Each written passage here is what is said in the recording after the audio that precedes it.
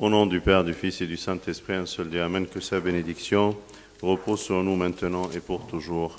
Amen.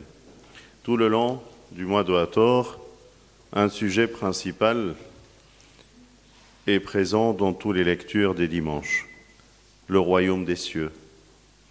Le royaume et l'héritage du royaume des cieux et comment l'avoir, comment le vivre, comment le recevoir, c'est vraiment une belle préparation pour la période de la Nativité.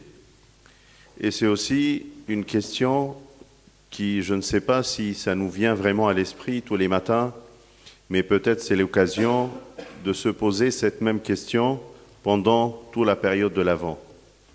Comment puis-je hériter le royaume des cieux? Et j'essaye dans ma journée de temps en temps de me poser la question, est-ce que je vis vraiment et réellement pour hériter le royaume des cieux?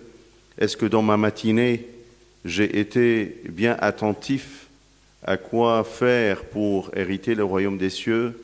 Dans mon après-midi, j'ai aussi fait pareil. Dans ma soirée avec mes enfants et ma famille, j'ai bien vécu cela et transmis à ma famille cette volonté et cette envie d'hériter le royaume des cieux. Parce que, comme le Seigneur nous a indiqué dans les paroles d'enseignement données à ce jeune homme qui est venu vers lui, nous avons une part de participation, malgré que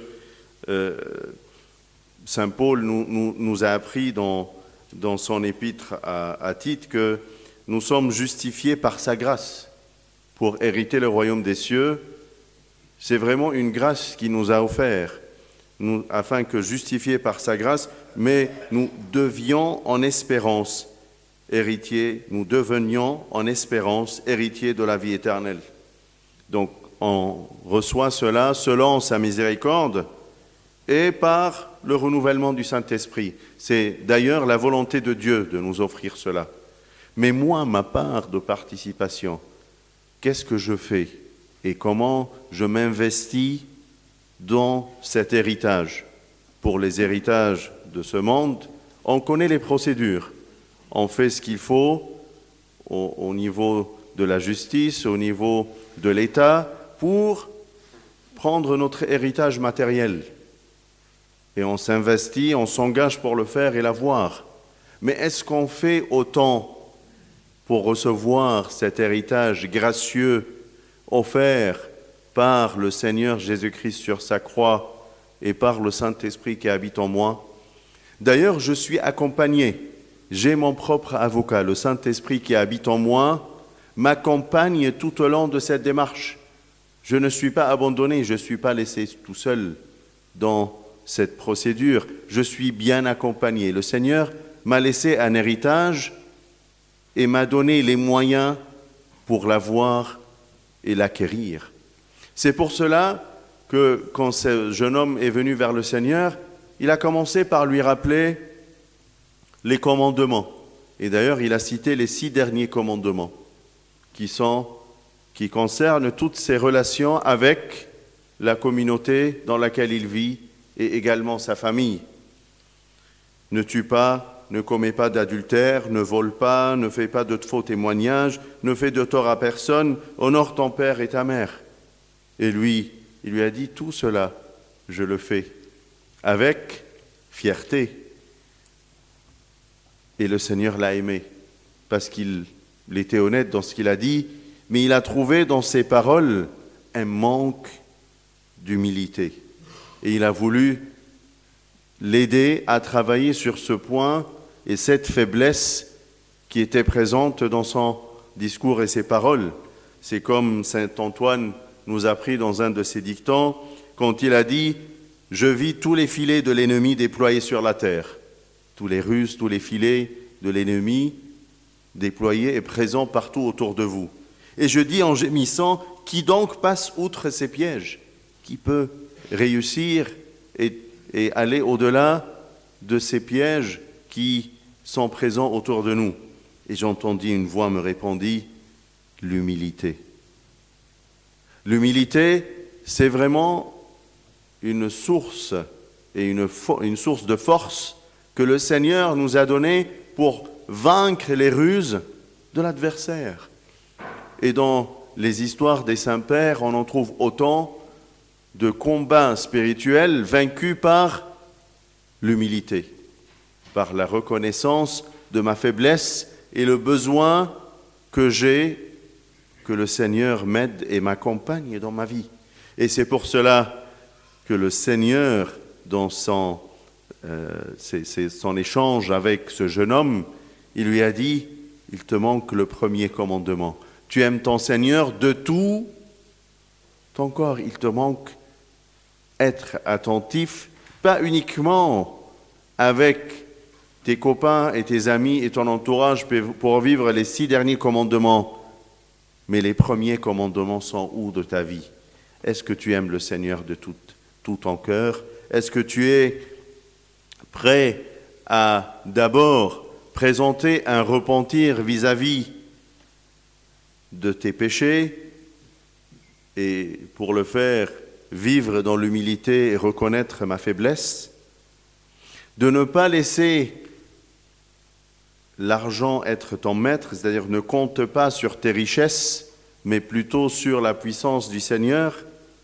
Est-ce que tu comptes sur sa présence dans ta vie, dans ta journée, comme je viens de vous dire, quand tu te poses la question, est-ce que je travaille pour hériter le royaume des cieux? Est-ce que je compte sur mon Seigneur dans ma journée? Est-ce que je l'appelle, je m'en souviens de sa présence dans ma vie? Ou plutôt de mon pouvoir, de mon intelligence, de ma richesse, de mes capacités personnelles? Est-ce que je suis honnête vis-à-vis de l'aumône? Je donne le Seigneur sa part, les dîmes, et même plus, pour le remercier et être reconnaissant de sa présence dans ma vie, et je lui dis, Seigneur, de ta main et je te redonne, ou bien sur ce point-là, je négocie à chaque fois et j'essaye de tirer une part de bénéfice plus qu'il faut dans la part dédiée au Seigneur. Est-ce que quand il m'appelle pour le suivre, je suis attentif à l'appel, ou à chaque fois qu'il me dit « Viens », j'endurcis mon cœur et je dis non, mais la prochaine fois, je ne suis pas prêt, je suis occupé, j'ai plein d'autres choses que toi, Seigneur, qui passent avant toi dans ma liste d'importance. Et dernier point, qu'est-ce que tu fais dans ton combat spirituel? Est-ce que tu pratiques le jeûne avec l'idée de présenter une offrande au Seigneur de ton corps, de ton chair, une offrande spirituelle et matérielle à travers ce jeûne-là, ou tu le fais juste par habitude, ou même tu négocies de le faire ou pas, un jour de plus, un jour de moins. Comment tu vis cette période de l'Avent? Pose-toi cette question tous les matins. Est-ce que je travaille et je suis honnête sur mon chemin pour hériter le royaume des cieux? Voilà 5 points qui peuvent te guider à vivre cette période de l'Avent. Est-ce que tu as présenté un repentir, une confession? Est-ce que tu es honnête dans ton aumône? Est-ce que tu comptes sur le Seigneur plutôt que de compter sur ta richesse? Est-ce que tu le suis vraiment? Et comment tu es dans ton combat spirituel?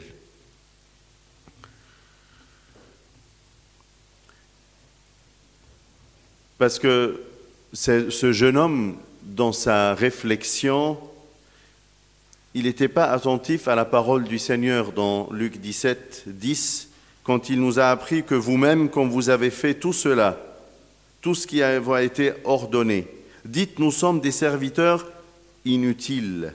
Nous avons fait ce que nous devions faire. Même quand tu fais tous ces éléments, ne sois pas fier de toi-même parce que c'est un devoir. Tu n'es jamais fier d'accomplir un devoir, mais tu es fier par être diplômé plutôt que de faire un petit devoir à faire dans ta journée. Et pour être couronné à la fin de ta vie, c'est de recevoir l'héritage éternel. Sois patient, ne sois pas fier par une petite note ni un petit devoir fait, mais plutôt sois patient et va jusqu'au bout de ton combat spirituel avec l'objectif d'hériter son royaume et être auprès du Seigneur. النهارده أحبائي سمعنا مع بعض سؤال قدمه شاب للمسيح بيقول له ماذا أصنع لأرث الحياة الأبدية؟ وقراءات أحد شهر هطور كلها بتتكلم عن الحياة الأبدية وفردوس النعيم، إن كان في مثل الزارع، إن كان في الحد اللي فات في حمل الصليب والتبعية للمسيح، إن كان النهاردة في سؤال هذا الشاب. فهو فعلا نعمة استعداد لميلاد المسيح وحياة الصيام، فترة الصيام، صيام الميلاد. فهل السؤال ده موجود في ذهنك ومطروح في قلبك؟ أعمل إيه عشان أخد ملكوت السماء؟ ولا السؤال ده ما بيجيش على بالك؟ السؤال ده مش شاغل بالك ومش هو الهدف في حياتك، في حين أن المفروض أن أنت كل يوم تسأل نفسك هل أنا بعيش علشان أرث الحياة الأبدية، ولا ميراث الحياة الأبدية دي حاجة ثانوية كده هتبقى بعدين نبقى نشوفها. فرصة في الصيام ده كل يوم يمر عليك تسأل نفسك ماذا أصنع لأرث الحياة الأبدية؟ أعمل إيه؟ أقدر أفوز وأربح الحياة الأبدية دي إزاي؟ صحيح القديس بولس الرسول بيقول لتيموساوس تلميذه تيموساوس إن كل العطية دي نعمة الحياة الأبدية دي نعمة إحنا ورثة ليها وما تعبناش فيها، يعني بناخدها كده عطية مجانية من ربنا، حاجة يعني بناخدها كده ببلاش، ما بناخدهاش بحاجة إحنا نقدر نتعب فيها أو نقدر نكسبها بحاجة شخصية نقدر نقدمها. مش حاجة كده تقدر تقول أنا تعبت وجهدت فعشان كده خدت ملكوت السماء. ده المسيح اللي اترفع على الصليب عطانا العطية المجانية اللي هي ميراث ملكوت السماء. احنا بس بكل اللي بنعمله ان احنا بنجدد عمل الروح القدس بالتوبة والاعتراف ووصية النعمة بالأسرار عشان يكون لينا نصيب حقيقي في ميراث السماء. في جزء انت واخده مجاني وفي جزء عليك انك تشتغل علشان تقدر تفوز بيه وتربحه. وعشان كده المسيح لما جه يتكلم مع الشاب ده فكره بالست وصايا الأخارة في ال10 وصايا اللي ربنا عطاهم لموسى، اللي هم لا تقتل، لا تزني، لا تسرق، لا تشهد بالزور، لا تسلب، أكرم أباك وأمك. فرد عليه وقال له إن كل هذه حفظتها منذ حداثتي، أنا شاطر، أنا عملت الواجب كله، كل اللي أنت طلبته يا رب أنا جاهز، كل الواجب بتاعي أنا مكمله وعامله. وعشان كده جه معاه وفرز كده جواه ولقى إن المشكلة الحقيقية كانت فيه وفي نفسه، إن يمكن الوصايا الأولانية هو مش جد فيها. تحب الرب إلهك من كل قلبك، من كل فكرك، ومن كل قدرتك. تحب فعلا من كل مشاعرك. هل أنت فعلا جاهز إنك تعمل كده؟ جاهز إن أنت تقدم فعلا كل نفسك من أجل الله؟ نلاقي واحد زي القديس الأنبا أنطونيوس سمع نفس العبارة وكانت سبب بركة ليه، غيرت حياته خالص، بقى أب للرهبان. هذا الشاب اللي ما قدرش ينفذها مضى حزينا، لكن القديس أنطونيوس أصبح أب لكل الرهبان بنفس الكلمة. بذرة كده اترمت في قلب أنطونيوس طلعت أب للرهبان، ونفس البذرة في قلب هذا الشاب ما كانش ليها مكان، خبطت كده في الصخر فما عرفتش تطلع ثمر. في فرق ما بين كلمة مسموعة لها تأثير وكلمة كده تخبط في صخرة جواك، محبة مال، محبة تعظم معيشة، تعب ذات، كل ده يخبط فيه كلمة ربنا ما يلاقيش له جذور. حلو الإنسان اللي يرمي جذور لكل عمل حلو في حياته. الجذور دي هي الأصل وهي عمل الله في حياته. كل اللي بيطلع ده من فوق الوش، لكن مين اللي تعب ورمى الجذور دي؟ هو المسيح بنفسه على الصليب. وعشان كده القديس أنبا أنطونيوس يعلمنا إن هو لما بص كده على الأرض لقى كده إن شباك إبليس المطروحة على هذا العالم ومفروضة عليه كله فلما شاف كل المكايد دي قال لك طب مين هيعرف يخلص؟ مين يعرف يفلت من كل المشاكل دي وكل التجارب اللي موجودة على هذا العالم؟ فسمع صوت بيقول له الاتضاع. وأقوال الآباء تعلمنا إن الاتضاع فعلا كان عمل حقيقي مفعوله كبير جدا لصد كل مكايد إبليس. أكم من مرة كده يجي إبليس يختبر أو يتعب واحد من الآباء من كتر اتضاعه ما يقدرش عليه، من كتر ما نفسه في التراب كده وهادية ما يعرفش يغلبه. هيغلبه ازاي؟ ما هو أصلا على الأرض هيوقعه، واحد قاعد على الأرض هيوقعه ازاي؟ لكن واحد واقف على حاجة عالية تزقه هيقع، لكن واحد واقف على الأرض كده وقاعد عليه هيقع ازاي؟ ما يعرفش يقع، ما يعرفش يوقعه. فطول ما انت كده قاعد على أرض الاتضاع انت قاعد على أرض ايه؟ ثابتة، أرض يعني ما توقعكش. لكن طول ما انت عمال تتشعلق في حبال دايبة هتقع. الحبال الدايبة هي ايه؟ فكرك، قدرتك، شطارتك، ذكائك، مالك، كل الاعتمادات دي كلها يعني حبال كده مقطعة، تسند على واحد منها يوقعك على التاني على التالت لغاية ما تقع على الأرض.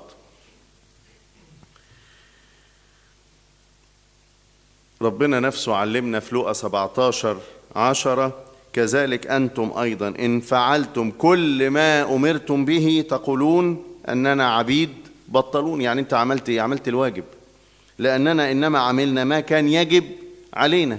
ما فيش تلميذ كده يقول لك يا سلام أنا عملت. طب ما لازم تعمله، لو ما عملتوش أنت هتتعاقب. لكن إمتى تفرح؟